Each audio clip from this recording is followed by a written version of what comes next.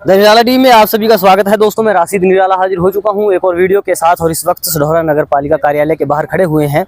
दरअसल पिछले कई दिन से जो नगर पालिका में जो डोर टू डोर कूड़ा उठाने वाले कर्मचारी हैं वो हड़ताल पर चल रहे हैं और उनकी जो मांगे हैं वो सैलरी को लेकर, जो पिछले 2 महीने से उनकी सैलरी रुकी हुई है उसको लेकर वो लगातार हड़ताल पर है, जिसकी वजह से पूरे कस्बे की जो सफाई व्यवस्था है वो गड़बड़ा चुकी है। लोगों के इस संबंध में मैसेज भी आ रहे हैं कि क्या मसला है, किस लिए सफाई कर्मचारी सफाई करने के लिए या कूड़ा उठाने के लिए नहीं आ रहे। तो उसी संदर्भ में आज यहाँ पर सढौरा नगर पालिका कार्यालय में पहुँचे थे। सेक्रेटरी साहब से बात हुई है, उन्होंने एक संतोषजनक जो जवाब दिया है वो आपको इस वीडियो के माध्यम से हम सुनाएंगे। लेकिन बहरहाल अगर देखा जाए ये बहुत ही एक चिंताजनक विषय है। जिस तरह से पिछले लंबे समय से लगभग 1 हफ्ता हो चुका है, जिस तरह से कई जगहों पर कूड़ा जो ढेर लगे हुए हैं और बीमारियां फैलने का भी एक खतरा बना हुआ है। तो चलिए वो बातचीत सुनाते हैं, क्या कुछ कहना है इस संदर्भ में उनका। आप देख रहे थे द निराला टीम में, आपके साथ राशिद निराला। धन्यवाद। सर, जैसा कि देखने में भी और सुनने में भी आ रहा है कि नगर पालिका में जो कस्बे में सफाई कर्मचारी हैं जो डोर टू डोर कूड़ा उठाने का काम करते हैं वो पिछले कई दिन से हड़ताल पर हैं, तो क्या कुछ मुख्य वजह है उनकी हड़ताल की? नगर पालिका सढौरा में जो डोर टू डोर की गार्बेज उठाने का जो कार्य है वो जिंदल कुमार कॉन्ट्रैक्टर एजेंसी को आउटसोर्स किया हुआ है।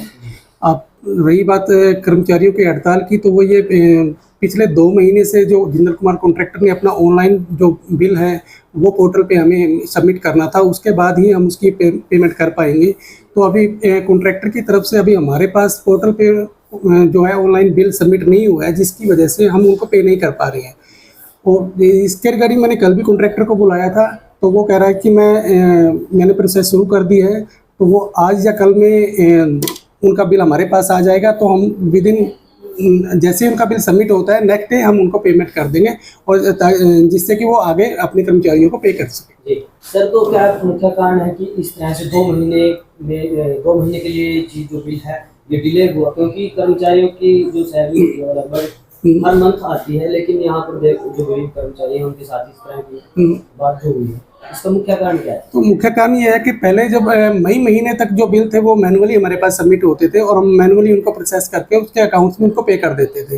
लेकिन अभी जून महीने से जो एक नया पोर्टल SWM के नाम से शुरू किया गया है सरकार की तरफ से, उस पोर्टल के माध्यम से ही जो भी एक्टिविटी है वो कॉन्ट्रैक्टर को दिखानी होती है और उसके बाद पोर्टल के माध्यम से हमें बिल सबमिट करना होता है। तो अभी क्योंकि ये नई चीज़ अभी ईजाद हुई है और इसकी टेक्निकलिटी का कॉन्ट्रैक्टर को भी नहीं पूरी तरह से ज्ञान है, इस वजह से ये थोड़ा इसमें टाइम लगा है। तो जैसे सर समस्या ये आ रही है, तो जितने भी सफाई कर्मचारी है तो क्या वो ड्यूटी पर नहीं आ रहे हैं? ड्यूटी पे अभी 2 दिन से नहीं आ रही है मैम, उनका इशू है। मैंने उनको समझाने की भी कोशिश की है, बुला के भी सारी चीज़ें बताई हैं और कॉन्ट्रैक्टर को भी बोला है कि अब जैसे हमारे पास है ऑफिस की तरफ से कोई डिले नहीं है, जैसे ही उनकी तरफ से कार्रवाई पूरी होगी ऑफिस की तरफ से नेक्स्ट डे उनको बिल जो है अदायगी कर दी जाएगी। सर, एक सवाल ये है, जिस तरह से कल भी हमने दिखाया था समस्या जो गलियों में नालियों की अक्सर समस्याएं हैं, उनको लेकर किस स्तर पर आप अपना कार्य यहाँ से कर रहे हैं? क्योंकि लगातार गलियों में नालियों में पानी खड़ा होने की दिक्कत, सीवरेज की भी प्रॉब्लम्स है, उसके बारे में भी थोड़ा डिस्कस। सीवरेज की जो समस्या है वो हमारे नगर पालिका विभाग की नहीं है, वो पब्लिक हेल्थ से रिलेटेड है।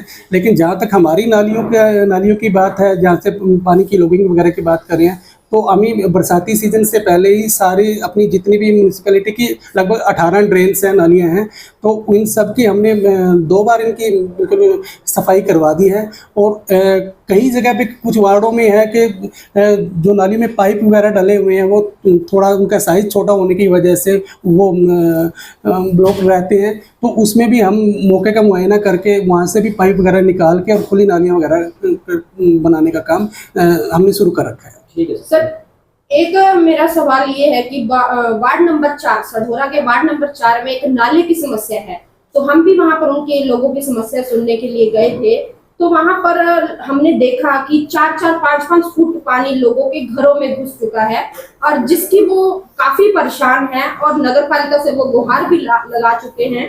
तो इसके बारे में आप क्या कुछ कहना चाहोगे? वो जो नाला है।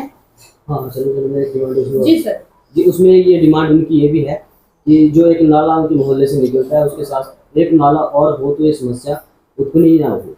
तो नहीं, इसके लिए मैंने ऑलरेडी ही जो अपनी टेक्निकल टीम है उनको इंस्ट्रक्शन जारी कर दी हैं, वो मौके का मुआयना कर रही हैं, क्योंकि हमारे पास जो टेक्निकल टीम में जेईज हैं उसके पास सिर्फ एडिशनल चार्ज है, जो वीक में सिर्फ 2 ही बार आ रहे हैं। तो अभी उनको इंस्ट्रक्शन जारी की जा चुकी हैं, वो मौके का देखे उसकी जो प्लानिंग तैयार कर रही हैं कि किस तरह से शहरवासियों की समस्या से निजात दिलाया जा सके। ठीक है। और एक सर जो वो तालाब का जो वो बनना था, तो उसका क्या टाइम निर्धारित किया गया है, कब तक वो बन पाएगा? क्योंकि उसको अगर देखा जाए कि अगर जैसे कि वहाँ घूमने लोग जाते हैं शाम के टाइम, बच्चे भी जाते हैं, तो उनका उस तालाब में गिरने का भी खतरा रहता है, तो उसके बारे में आप क्या कुछ कहते हैं? नहीं, तालाब का काम बिल्कुल पिछले 3-4 महीने से जारी है। अभी बरसात की मौसम की वजह से तो काम रुका हुआ है, और लेकिन उसमें जो ऑफिशियली हमने टाइम दे रखा है वो नवंबर या दिसंबर तक का है।